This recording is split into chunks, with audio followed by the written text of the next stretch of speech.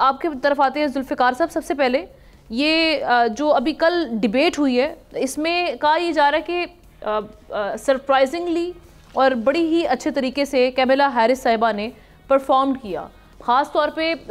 جب ہم دیکھتے رہے کہ معاملات ٹرمپ صاحب کی جانب آتے رہے جو کہ بڑے پہلے دیکھا کہ انہوں نے جس طرح سے کیمپینز چلائی تھیں اس پہ جو ان کا کانفیڈنس تھا وہ کل والے ڈیبیٹ میں ہمیں دکھائی نہیں دیا. کس طرح سے دیکھ رہے ہیں معاملات کو؟ تھینک یو جی. اگر میں نے خیر پورا تو وہ میں نے ان کی نہیں دیکھی کہ اسپیچز، لیکن کچھ میں نے دیکھا اس میں کاملا جو ہے وہ واقعی آپ ٹھیک کہتی ہیں کافی کانفیڈنس کے ساتھ، اور جس طریقے سے ہمارے ذہنوں میں تھا، لوگوں کی پوری دنیا میں لوگوں کے ذہنوں میں تھا، خاص کر جو دور کے ممالک کہہ لیں یا جو ڈیولپنگ کنٹریز ہیں ان کے ذہن میں تھا کہ یہ خاتون بہت ہی مشکل ہے کہ مقابلہ بھی کر سکے. جو بائیڈن کے بعد وڈرال کے بعد تو بالکل مورل ایک دفعہ گر گیا تھا اور ڈیموکریٹ کا، اور اس طرح تھا کہ شاید بس وہ گزارا ہی کر جائے. لیکن یہ پہلا جو ڈیبیٹ تھا اس ڈیبیٹ میں واقعی انہوں نے حملے ٹھیک ٹھاک کیے، اور ایسا لگا کہ پہلے بھی ہوتے رہے ہیں لیکن پہلے شاید اتنا ہی ہارش تبادلہ خیال جو ہے وہ نہیں ہوتے رہے، جس طرح ایک دوسرے کو انہوں نے کہا کہ یہ آئے گا تو اب وہ امریکہ تباہ ہو جائے گا، اور اگر یہ آ گئی تو وہ اسرائیل کی یہ جو ہے دشمن ہے، یہ فیور نہیں کرتی، یہ اس طرح وہ نہیں ہے. لیکن کاملا نے کافی اس کو ڈیفینڈ بھی کیا اور بتایا بھی کہ میرے پاس معاشی پلان بھی ہے جو امریکی اس وقت پریشان ہے، اور خاص کر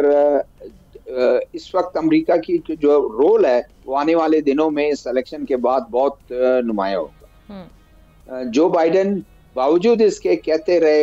رہے لیکن جتنا وہ کرتے ہیں کہ جیوز لابی کو ظاہر ہے وہ بھی ناراض نہیں کرتے ہیں، انہوں نے بھی بہت کوشش کی اور یہی کہتے رہے کہ جنگ بند کریں، سیز فائر. کچھ نہیں ہوا. لیکن اب جب ایک سال پورا ہو جائے گا اور غالباً الیکشن جو ہے اور کچھ عرصے میں ہو جائے، اور اس کے بعد پھر انہوں نے جس طرح سے ٹیکل کرنا ہے، اور خاص کر دو ایشو بہت امپورٹنٹ ہیں، ایک یوکرائن کا ایشو اور ایک یہ اسرائیل اور ان کا حماس اور فلسطینی آپ کہہ لیں ان کا ایشو ہے. صحیح. جو سب سے انٹرسٹنگ بات تھی وہ انہوں نے آخر میں جو لوگوں نے کافی اس سے محظوظ ہوئے، انہوں نے کہا پیوٹن ایک ڈکٹیٹر ہے، وہ تمہیں لنچ میں کھا جائے، یعنی تمہاری کوئی اوقات نہیں ہے، وہ جو ہے بڑا وہ ہے، تم کیا اس کو ٹیکل کرو. لیکن اس میں تھوڑا سا ڈونلڈ ٹرمپ جو ہے وہ بڑکیں اس نے کافی ماری کہ یہ ہم کر دیں گے، وہ کر دیں گے، اس طرح کر دیں گے. اب بڑا انٹرسٹنگ یہ ہے کہ جتنے آگے ڈیبیٹ ہوں گے اس میں پتہ چلے گا کہ کس طرح پبلک کا کیا رسپانس آتا ہے. ابھی تک تو جو میں پڑھ رہا تھا تو یہ لوگوں کا یہ خیال ہے، جو مبصرین ہیں ان کا خیال ہے کہ کاملا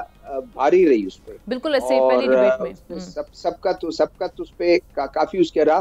اور آگے چل کر اگر ٹرمپ نے اپنے وہ بہتر نہیں کیا اپنے اس انداز کو اور ان ایشوز پر بات نہیں کی، تو پھر شاید یہ سمجھے کہ وہ ریسیڈ ہوتا جائے گا اور پیچھے چلتا جائے گا اور کاملا اس کو سرپاس کر لے گی آگے. ٹھیک ہے جی بالکل صحیح ہے. شاہ صاحب ایک تو اسی چیز کو آگے لے کے میں چاہوں گی کہ چلیں ہم کہ پاکستان پر اس کے کیا اثرات ہو سکتے ہیں اگر ان دونوں میں سے کوئی کینڈیڈیٹ آتا ہے، دونوں کو الگ الگ کر کے تجزیہ کیجیے گا. دوسرا اس وقت جو اسرائیل غزہ صورتحال ہے اس پر پالیسی کس کینڈیڈیٹ نے کس طریقے سے سیٹسفائی کیا؟ آپ کے سمجھتے کس کی پالیسی بہتر تھی اس ڈیبیٹ میں اگر دیکھا جائے؟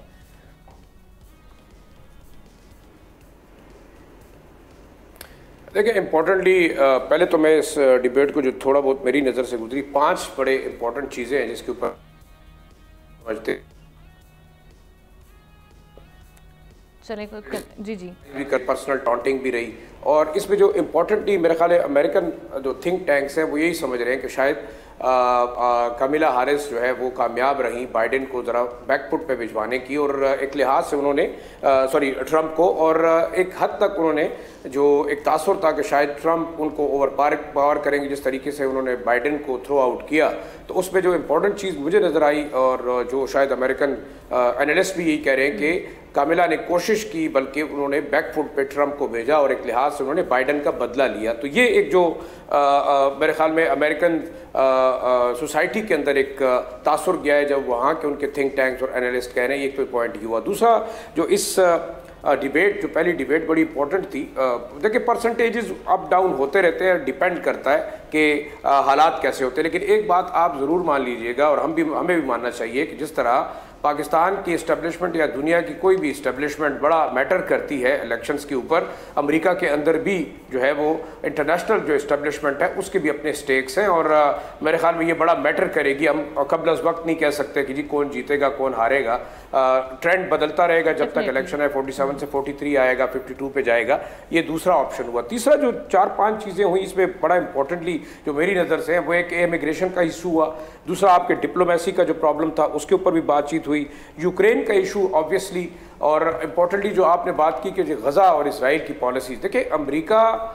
کی جو سابق حکومت تھی، میرے خیال میں جس طریقے سے امریکی عوام اٹھے اور بائیڈن جو ہے وہ اس الیکشن سے جو ہے وہ دستبردار ہوئے، اس میں آپ باقی چیزیں مانتے ہیں یا نہیں مانتے، لیکن جو امریکن پالیسی تھی ٹورڈز غزہ اور جو غزہ کے اندر جس طریقے سے اسرائیلی اٹراسٹیز کو امریکن حکومت نے سپورٹ کیا بائیڈن کی، اور جس طریقے سے ان کو وہ فوجی امداد دیتے رہے، ساتھ فائنینشیل امداد کرتے رہے، بڑا اوپنلی جو ہے ظاہری بات ہے تمام دنیا کو پتہ ہے کہ وہ جو ہے وہ سپورٹ کی انہوں نے. تو یہ ایک سیٹ بیک ہوگا اگر بائیڈن کی جو پالیسیز ہے اس کو کاملا جو ہے وہ کنٹینیو کرنے کی بات کرتی رہیں. دوسرا دیکھیں امیگریشن کے حوالے سے انہوں نے کرٹیسائز کیا، میرا خیال بڑا امپورٹنٹ ایشو ہے، اور ٹرمپ کبھی بھی اپنے اس کارڈ کے اوپر جو ہے وہ بیک آؤٹ نہیں ہوں گے، اور میرے خیال میں یہ بھی ان کے لیے ایک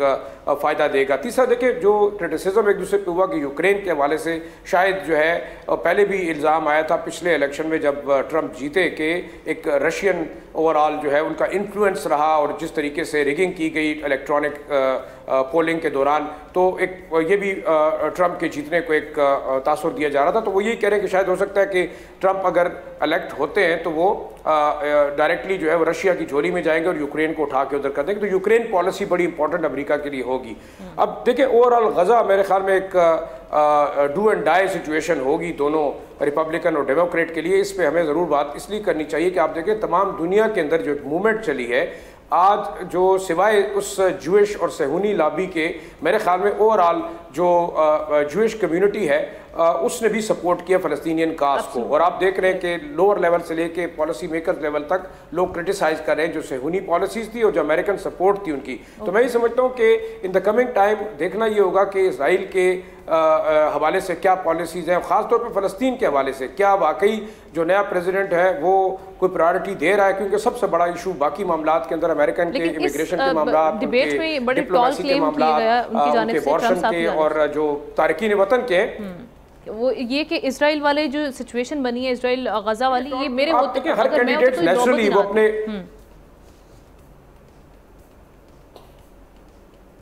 دیکھیں وہ میرے خیال میں ایک چیز آپ کو بتائیں کہ ٹرمپ کی پالیسی اگر آپ دیکھیں تو وہ اینٹی وار نظر آتی رہی. آپ دیکھیں افغانستان کے اندر بھی انہوں نے جب فوجوں کی وڈرال کی بات کی، یوکرین کے اندر بھی میرے خیال میں ان کی پالیسی اتنی ہاسٹائل نہیں تھی جتنی کہ aggressively American Joe Biden administration war کو جو ہے وہ پروموٹ کرتی رہی. اور آپ نے دیکھا کہ ان کے ٹینیور کے درمیان تمام دنیا کے اندر امریکن جو پالیسی ہے بڑی ایگریسو رہی. لیکن دیکھیں میرے خیال میں ٹرمپ کا آخری جو بات جیسے احتشام صاحب کہہ رہے تھے پاکستان کے حوالے سے تو بڑا ویزیبل ہے کہ اس زمانے میں جب ٹرمپ کی حکومت تھی تو میرے خیال میں انہوں نے کافی پروٹوکول دیا ہمارے ہاں تیسری جماعت کو جو کہ قیدی 804 جن کو لیڈ کرتے ہیں. تو میرے خیال میں اب پاکستان کے اندر بھی لوگ یہ دیکھ رہے ہیں کہ شاید ٹرمپ کی حکومت آئے گی تو امریکن پالیسی کو دیکھتے ہوئے شاید کوئی بڑی چینج پاکستان کے اندر بھی ایکسپیکٹڈ ہے. تو اس کو بھی دیکھیں گے پاکستان کے حوالے سے ان کی ٹھیک ہے. شاہ صاحب آپ کا پوائنٹ آگے ایکسپیکٹیشن نہیں میرے خیال میں دیکھیں یہاں تو لوگ کافی امید لگا کے بیٹھے ہیں کہ جیسے اگر ایگزیکٹلی میں نے بھی یہی کہا کہ ایکسپیکٹیشنز ایسی ہی ہیں کہ باتیں تو کچھ معاملات یہاں پہ بھی ڈفرینٹ ہوں کیونکہ ایک جماعت کے جو سپورٹرز ہیں ان کو ایسا لگتا ہے کہ وہ آئیں گے تو یہاں پہ معاملات کچھ بدل سکتے ہیں.